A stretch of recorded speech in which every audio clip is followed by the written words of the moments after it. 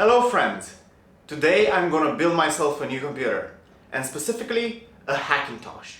A Hackintosh is basically a normal computer that can boot into multiple operating systems, including Apple's Mac OS. Now, why would I do this instead of buying a proper Apple computer?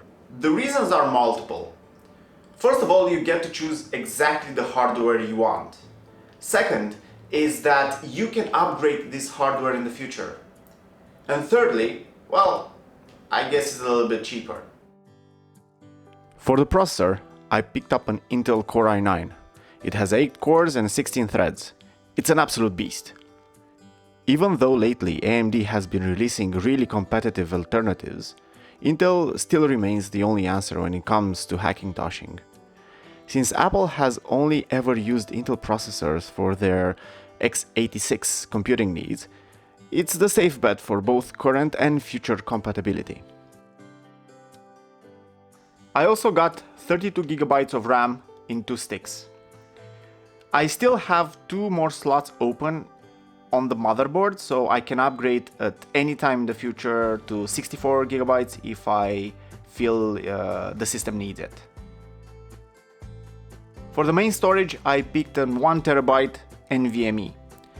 Now these things should be really fast, a true upgrade over current SSDs, and it was pretty cheap. For the motherboard, I chose an Aorus Elite. Now this is not the best motherboard around, nor the cheapest, so it's kind of middle of the road, where it supports everything that I want to do in my system with pretty good Hackintoshing ability. For the power source, I chose an EVGA 850 watt gold certified power source. It has enough headroom for future upgradability, and it should last me around 10 years. For cooling, I chose a BeQuiet Dark Rock Pro 4. I was thinking of going the water cooling route first, but as far as I've researched online, it seems that air cooling is still the king when it comes to easiness of install, reliability, cost, and silence. And silence is very important for me in the new system. For the case, I chose a Phanteks Evolv X. It's kind of big. It has enough space inside to house all of my components, and its full aluminium construction makes it look good and slick.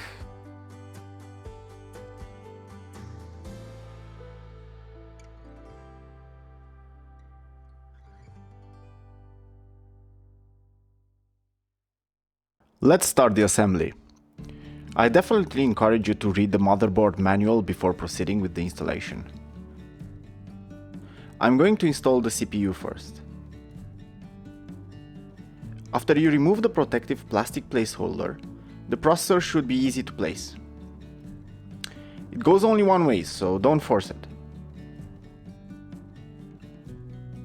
Then we insert the memory sticks in the slots. Make sure you're placing them in the paired slots so they can work in dual channel. Again, be sure to read the manual for this. Next is the NVMe storage. Remove the heatsink, gently slide the card into the M2 slot, and put everything back as they were. The cooler comes next. This is another one where we need a manual for assistance. Install the mounting brackets first.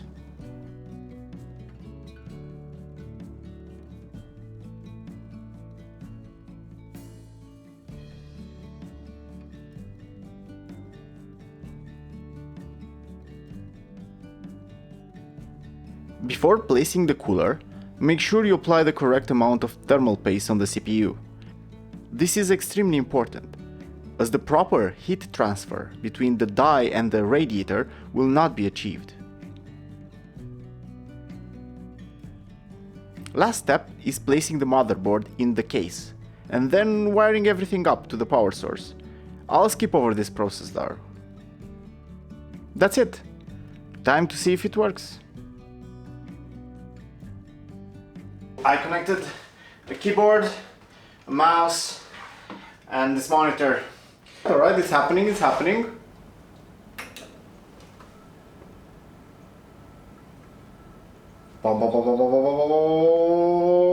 Okay, so it works.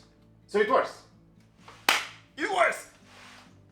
The fans don't at the moment.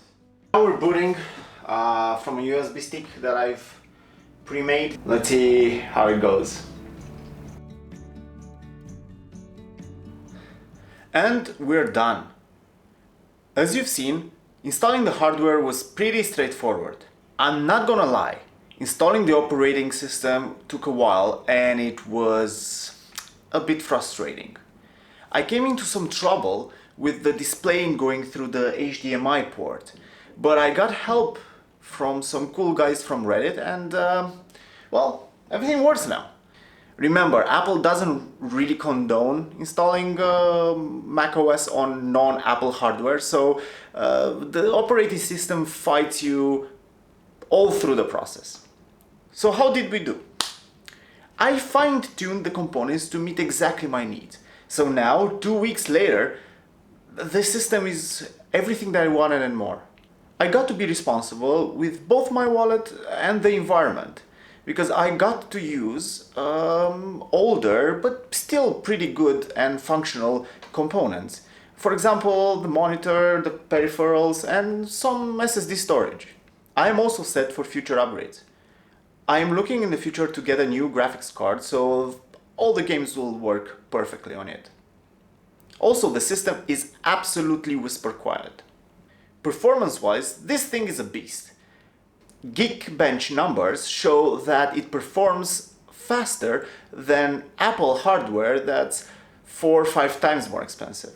So, should you ever consider the hackintoshing route? It's up to you and your appetite for risk and adventure, I guess. Apple still makes great hardware, but if it doesn't match your needs 100%, I can tell you that even in 2019, hackintoshing is an option. Till next time, bye.